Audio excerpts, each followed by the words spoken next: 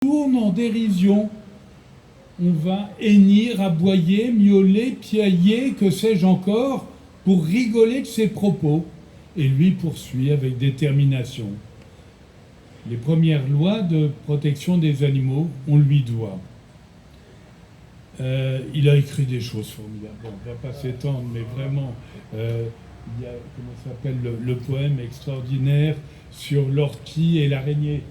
J'aime l'ortie et j'aime l'araignée parce qu'on les hait. Tout est dit. Et c'était ça le bonhomme notamment.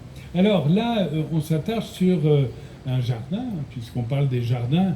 Oh, il n'a rien à voir avec celui-là, parce que là, il s'agit d'un vieux jardin. Au passage, puisqu'on est dans ce jardin, je voudrais vraiment rendre hommage aux services de la ville, tous confondus, et à ceux qui ont accepté sur les conseils de Miss Dubourg, qui est là, de faire des aménagements à Martinet. Voilà, vous avez derrière des nids à Martinet, c'est remarquable, et c'est comme ça qu'on peut conjuguer l'aménagement nécessaire aux hommes, évidemment, et puis le bien-être de la nature et des animaux. Voilà, merci en tout cas à tous qui se préoccupent de ces animaux. Alors j'en reviens à ce jardin, un texte qu'on retrouve dans Les Misérables. Et voilà ce que nous dit Hugo.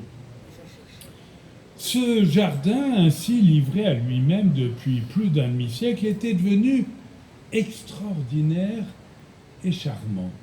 Les passants d'il y a 40 ans s'arrêtaient dans cette rue pour le contempler, sans se douter des secrets qu'il dérobait derrière ses épaisseurs fraîches et vertes.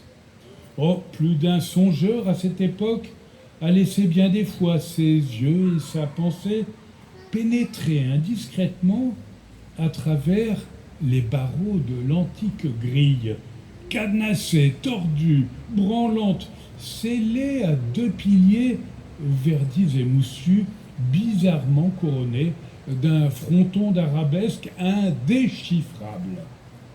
Il y avait un banc de pierre dans un coin, une ou deux statues moisies, quelques treillages décloués par le temps pourrissant sur le mur.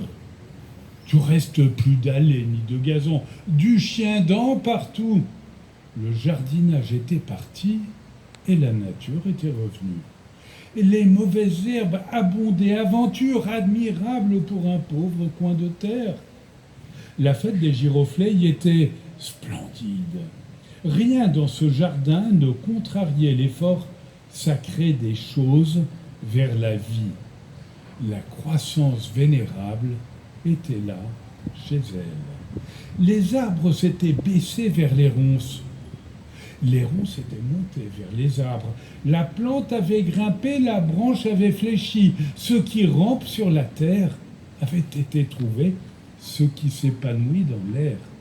Ce qui flotte au vent s'était penché vers ce qui se traîne dans la mousse.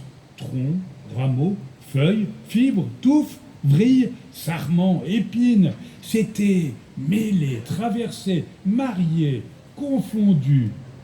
La végétation, dans un embrassement étroit et profond, avait célébré et accompli là, sous l'œil satisfait du Créateur, en cet enclos de 300 pieds carrés, le saint mystère de sa fraternité, symbole de la fraternité des hommes.